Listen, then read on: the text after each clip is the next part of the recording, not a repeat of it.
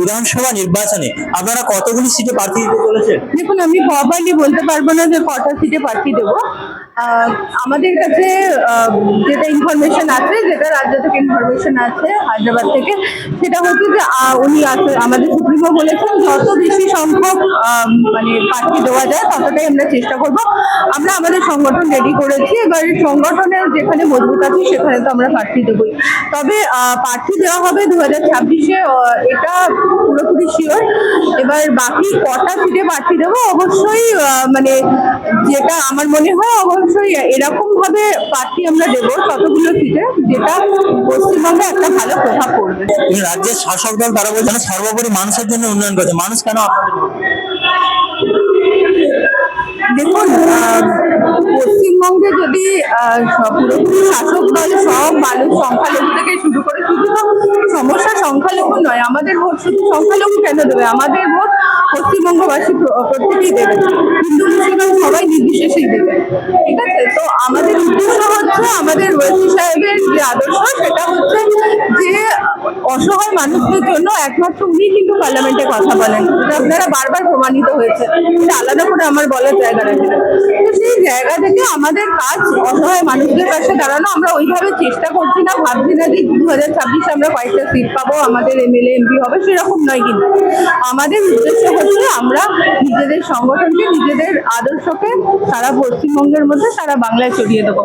বাকি ইলেকশন তো ইলেকশনের মতো অবশ্যই হবে, মানুষ গণতান্ত্রিক পদ্ধতিতে ভোট দেবে, এবং আমরা আশা করি আমরা যদি আমাদের আদর্শটা মানুষকে বোঝাতে পারি অবশ্যই আমাদের একটা ভালো ফলাফল কিছু আসবে।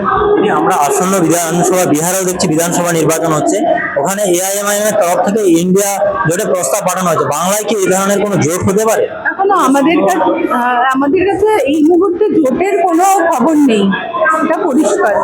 তো বাকি যদি ইন্ডিয়ার সাথে জোট, যেটা আপনি বলছেন 26-এর আগে হয়, সেটা আপনারা জানতে পারবেন। তবে এই মুহূর্তে আমরা আমাদের আদর্শের ওপর অনেক বিশ্বাস করি, তো আমাদের আদর্শ মিলবে এরকম যদি কোনো পার্টি থাকে অবশ্যই সেটা আমাদের হতে পারে, কিন্তু এই মুহূর্তে সেরকম কোনো ইনফরমেশন আমাদের কাছে নেই। দিদি, আমাদের এই পশ্চিমবাংলা হচ্ছে একটা সম্প্রীতির বাংলা, যেখানে কবি দ্বিজেন্দ্রনাথ রায় বলেছে নানা ভাষা, নানা মত, নানা পরিধান, বিবিধের মাঝে দেখুন মিলনময়। এই বাংলার সম্প্রীতি নিয়ে আজকে এআইএমআইএম এর পক্ষ থেকে, আপনাদের দলের পক্ষ থেকে হিন্দু মুসলমানের সম্প্রীতির নিয়ে কি বলতে চাই? দেখুন, আপনি তো দেখলেন, আপনারা প্রোগ্রামে রয়েছেন, অনেকজন হিন্দু রয়েছেন এখানে। তো সম্প্রীতির জায়গা থেকে আমরা কিন্তু আমাদের যা স্পিচ হয়েছে, আমরা যা কথা বলেছি আপনি দেখেছেন, তো এখানে আমরা কিন্তু শুধু মুসলিমদের জন্য দল বা শুধু একটা পার্টিকুলার কাউকে নিয়ে দল করছি এরকম তো বিষয় নয়। আমাদের মধ্যে হিন্দু লোকেরাও রয়েছে, এবং আমরা সর্বোপরি পশ্চিমবঙ্গবাসীর জন্য কাজ করতে চাই, অল ওভার ওয়েস্ট বেঙ্গল মিলে। সেখানে আলাদা করে কোনো জাতির, কোনো বর্ণের ব্যাপার নেই। আসন্ন বিধানসভা নির্বাচনে আপনি দীর্ঘদিন ধরে কাজ করে যাচ্ছেন, আমরা দেখছি আসন্ন বিধানসভা নির্বাচনে আপনি কি পদপ্রার্থী হতে চলেছেন এআইএমআইএম এর, বা কোন কেন্দ্র থেকে দাঁড়াচ্ছেন এটা একটু বলবেন? সেরকম সেটা তো পরে জানতে পারবেন, অবশ্যই পার্টিসিপেট করার কথা হয়েছে, তো বাকিটা তো অবশ্যই আপনারা সেটা কোথায় কিভাবে সেটা তো পরে অবশ্যই জানতে পারবেন। আমাদের পরে মিটিং হবে 26-এর আগে, ইলেকশনের আগে, তখন আপনার